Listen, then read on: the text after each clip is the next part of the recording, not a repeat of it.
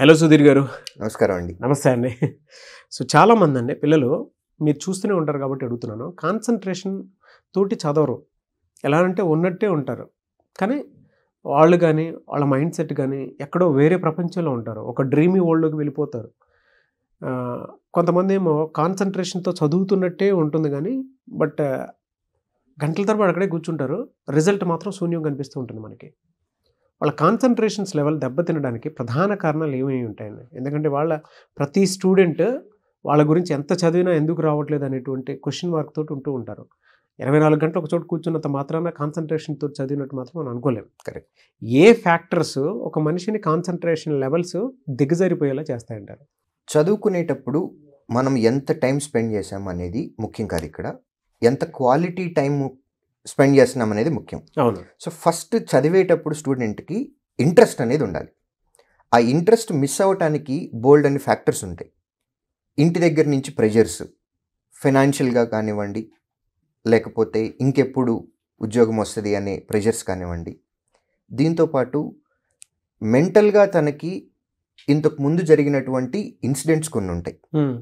అది గతంలో జరిగిన ఎగ్జామ్స్లో ఫెయిల్ అవ్వటం కానివ్వండి, లేకపోతే కాంపిటేటివ్ ఎగ్జామ్స్లో పెర్ఫార్మెన్స్ కానివ్వండి, ఫ్యామిలీ హిస్టరీలో జరిగేటటువంటి ఇన్సిడెంట్స్ కానివ్వండి, గతంలో ఏదైనా తనకి ఒక దెబ్బ తగిలినప్పుడు దానిలో నుంచి పైకి వచ్చే క్రమంలో జరిగేటటువంటి ఇన్సిడెంట్స్ కానివ్వండి, డిస్టర్బెన్సెస్, వీటన్నిటి ఫ్యాక్టర్స్ అనేవి మైండ్లో రన్ అవుతూ ఉంటాయి. ఓకే.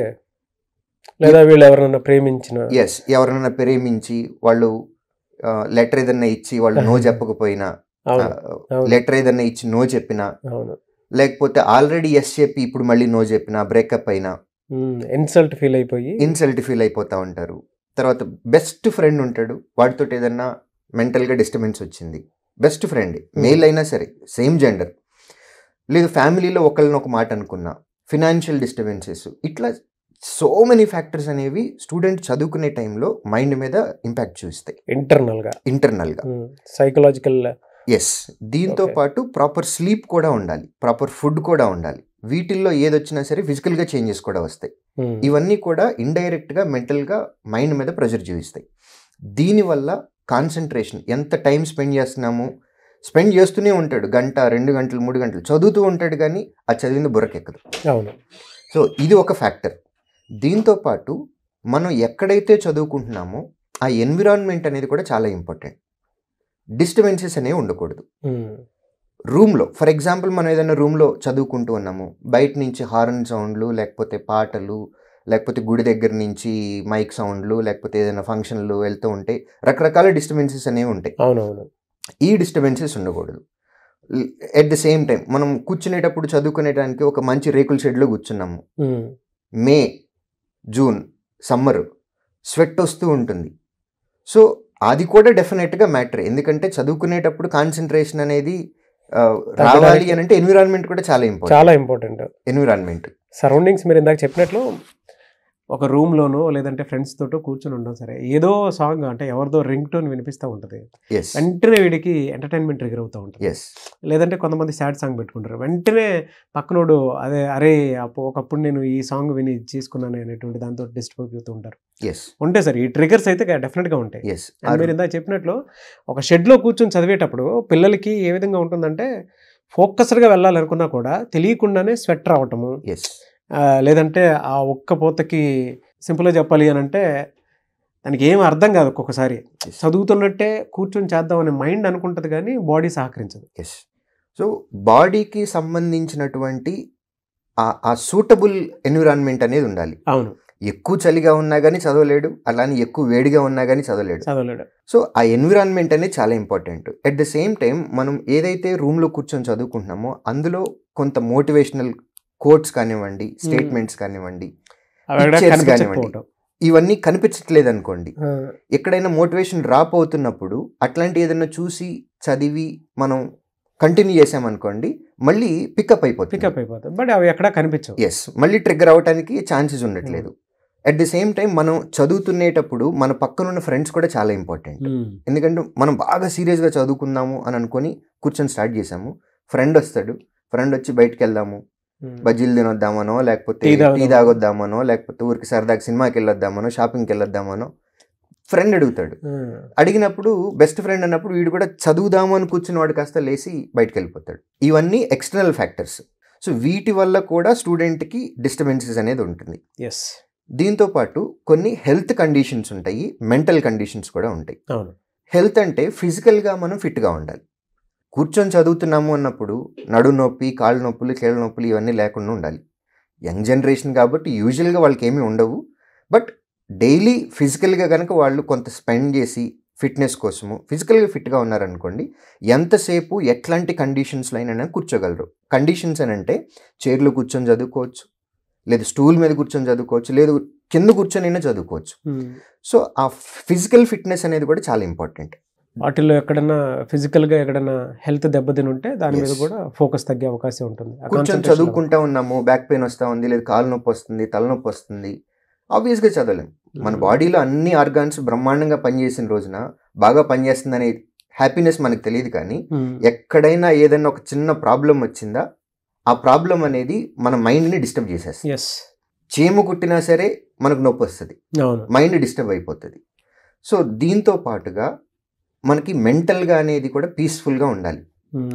పేరెంట్స్ దగ్గర నుంచి ప్రెషర్ ఉండకూడదు, స్ట్రెస్ ఉంటుంది బాగా. వాళ్ళు పక్కన వాళ్ళు ఎప్పుడు ఎప్పుడు ఎప్పుడు అంటూ ఉంటారు. లేదు ఫర్ ఎగ్జాంపుల్ ఇవాళ చదవటానికి కూర్చున్నాము, నిన్న ఆల్రెడీ ఇంతకుముందు ఏదో ఒక ఎగ్జామ్ రాసాము, దాని రిజల్ట్ వచ్చింది, దానిలో ఫెయిల్ అయ్యాము. రేపు మెయిన్స్ ఎగ్జామినేషన్ ఉంది, నిన్నటి రిజల్ట్లో ఫెయిల్ అయ్యి ఉన్నాము. ఆ ఇంపాక్ట్ అనేది మైండ్ మీద ఉంటుంది. ఎందుకంటే అది ఆల్రెడీ ఫెయిల్ అయ్యాము, ఆ డిప్రెషన్లో ఉంటారు. ఆ డిప్రెషన్లో నుంచి బయటకు వచ్చి నెక్స్ట్ది చూసుకోవటానికి ఆ బ్యాలెన్సింగ్ అనేది స్టూడెంట్లో కాన్సన్ట్రేషన్ అనేది కుదరదు. ఎస్, ఎందుకంటే పాస్ట్లో జరిగిన ఇన్సిడెంట్ అది, దాన్ని అక్కడ మర్చిపోయి నెక్స్ట్ది స్టార్ట్ చేయాలి. కాకపోతే ఇప్పుడున్న జనరేషన్కి ఎలా కోపప్ అయి బయటికి రావాలి, దానిలో నుంచి నెక్స్ట్ టార్గెట్లు ఏంటి మనది అనేది షిఫ్ట్ అవటం అనేది తెలియాలి. ఆ షిఫ్ట్ అవ్వకపోవటం తెలియకపోయినా సరే ఫోకస్ తగ్గుతుంది, ఫోకస్ తగ్గిపోతుంది. దీంతో పాటు మెంటల్గా చాలా పీస్ఫుల్గా ఉండాలి. ప్రాపర్ ఫుడ్ తీసుకోవటం కానివ్వండి, ప్రాపర్ స్లీప్ కానివ్వండి, ప్రాపర్ ఫిజికల్ యాక్టివిటీస్ కానివ్వండి, వీటిల్లో ఏ ఒక్కటి బ్యాలెన్స్ తప్పినా సరే చదువుకోవటానికి కూడా మనం ప్రాపర్ కాన్సన్ట్రేషన్ అనేది ఉండదు. మెంటల్ హెల్త్ డిజార్డర్స్లో కొంతమంది పిల్లలు హైపర్ యాక్టివ్గా ఉంటారు. ఆ హైపర్ యాక్టివ్నెస్ వల్ల ఏంటంటే స్టెబిలిటీ అనేది ఉండదు. ఇప్పుడు చేసిన పని చేద్దామని స్టార్ట్ చేస్తారు, ఇమ్మీడియట్గా వేరే దానిలోకి షిఫ్ట్ అయిపోతారు. ఒక పని మొదలు పెడతారు, పూర్తి చేయటం తెలీదు, సగంలో ఆపేసేసి మళ్ళీ ఆ హైపర్ యాక్టివ్నెస్లో ఇంకోటి చేసేయటానికి వెళ్ళిపోతారు.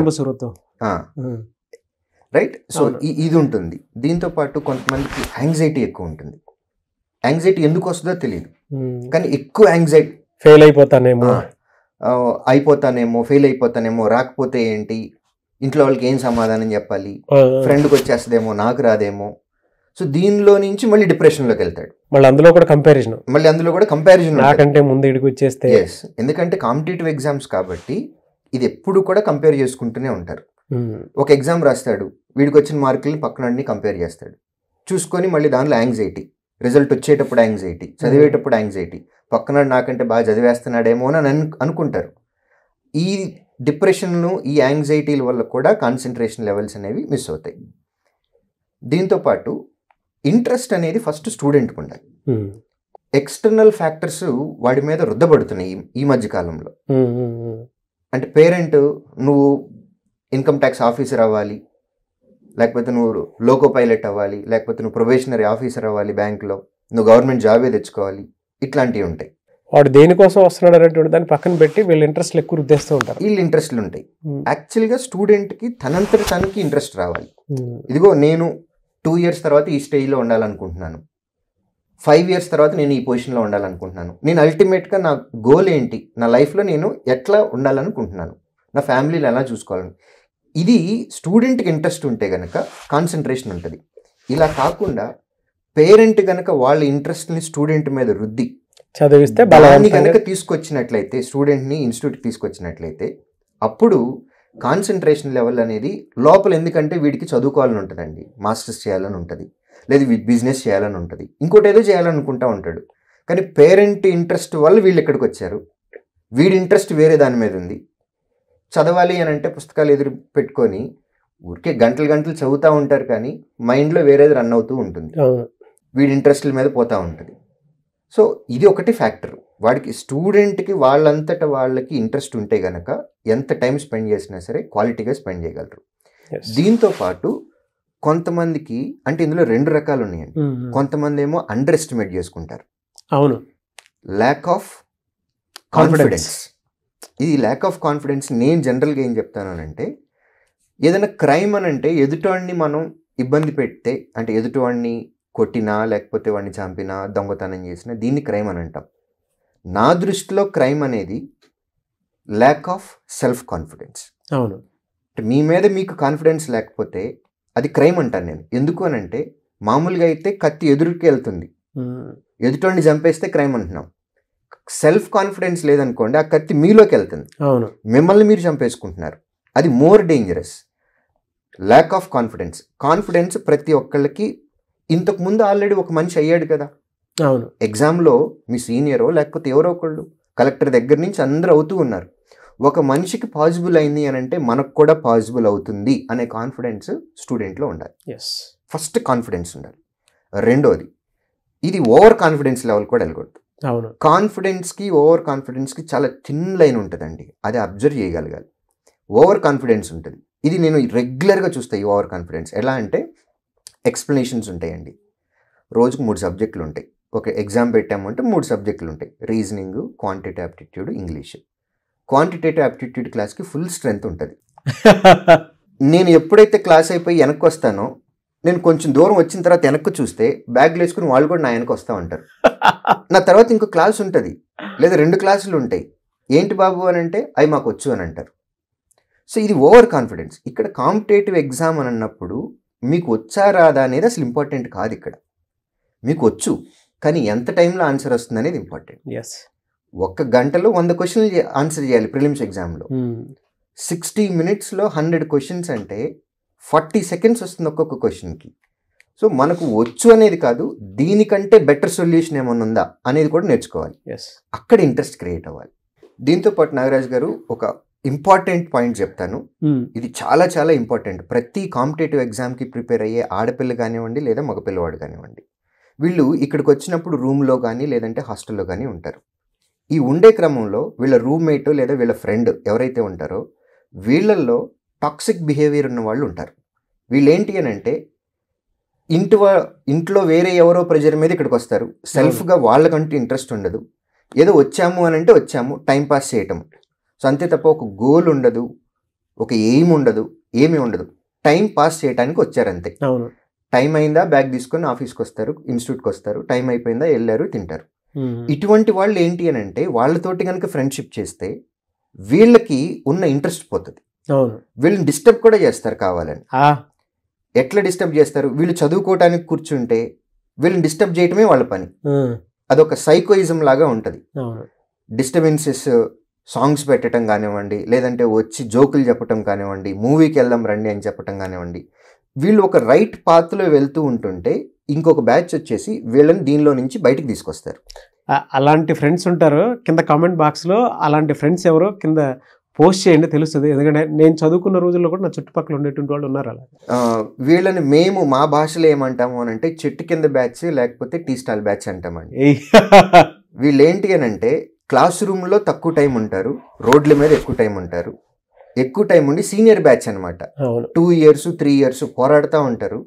పక్కన 4 కనపడ్డారు కొత్త వాళ్ళు అని అంటే జూనియర్స్. ర్యాగింగ్ టైప్లో ఉంటుంది. ర్యాగింగ్ అయితే కాదులేండి, కాకపోతే ఏంటి అని అంటే వీళ్ళన్నీ చెప్పేస్తూ ఉంటారు. క్వాంటా అదేముంది, ఈజీ, ఇది చదవండి అయిపోద్ది, ఇంగ్లీషా ఇది చదవండి అయిపోద్ది, ఇట్లా ఊరికి చెప్తూ ఉంటారు.